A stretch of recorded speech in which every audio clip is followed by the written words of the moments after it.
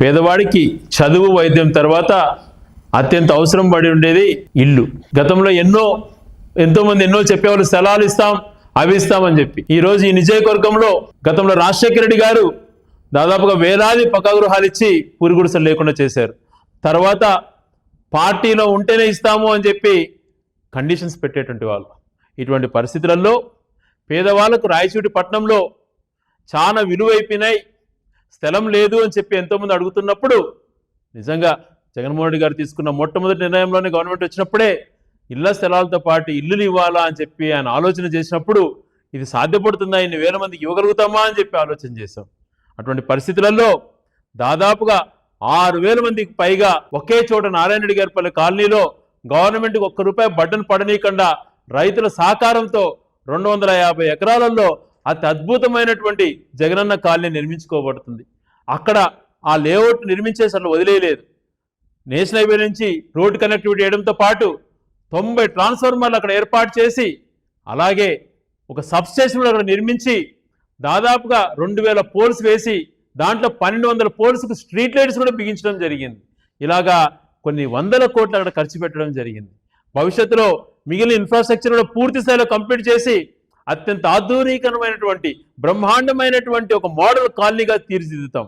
ఈరోజు వెలిగలూరు 600 కాలనీలో ఎలాగ నిర్మించామో కాలనీ అంతకంటే బాగా 40 ఫీట్ రోడ్స్తో అన్ని చోట్ల బ్రహ్మాండమైనటువంటి ఒక కాలనీగా మెయిన్ రోడ్డు సైడ్ రోడ్స్ కూడా అతి అద్భుతంగా ప్లాన్డ్గా చేయడం జరిగింది.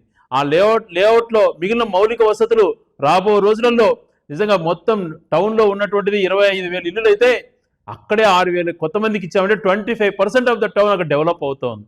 దాన్ని అత్యంత ఆధునీకరించబడుతుంది. అలాగే మొత్తం కూడా ప్రతి ఇంటికి కూడా వాటర్ కనెక్షన్ కూడా ఇవ్వడం జరుగుతోంది. ఇలాంటి మౌలిక వసతులు కూడా కల్పించడం జరిగింది.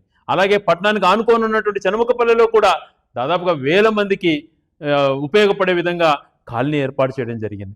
పెమ్మాడపల్లి గ్రామంలో 100 మందికి ఇవ్వడం అయితేనేమి, సిబ్బాల గ్రామంలో 400 మందికి కాలనీ ఏర్పాటు చేయడం అయితేనేమి, అలాగే వరిగ గ్రామానికి సంబంధించి 100 మందికి కాలనీ ఏర్పాటు చేయడం అయితేనేమి, మాధవరం గ్రామానికి అయితేనేమి, ఎండపల్లె గ్రామానికి అయితేనేమి, ఇలాగా తీసుకుంటే గాలివీడు టౌన్లో కూడా గురాలమెట్టు దగ్గర వెలుగుల ప్రాజెక్టు దగ్గర బ్రహ్మాండమైన కాలనీని ఏర్పాటు చేసుకొని దాదాపుగా 93 కాలనీలు కొత్తగా రాయచోటికి వచ్చి ఈరోజు 20,000 పక్కా గృహాలు మనం మంజూరు చేయించుకొని రాయచోటి నియోజకవర్గంలో స్టేట్లోనే టాప్ 5లో మనం ఉన్నాము నిర్మించే విషయంలో అన్నటువంటి దానిపైన గర్వపడుతున్నా.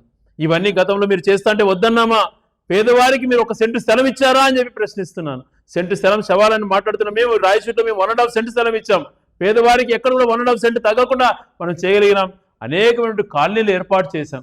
మీరు ఎందుకు చేయలేకపోయినారు గతంలో అని చెప్పి ప్రశ్నిస్తున్నాను. ఈరోజు అంతకుముందు రాయచోటి నిర్మాణమైన కాలనీలు కూడా గౌరవ రాజశేఖర రెడ్డి గారు ఇచ్చినట్టు, ఇప్పుడు జగన్మోహన్ రెడ్డి గారు ఇచ్చినట్టే.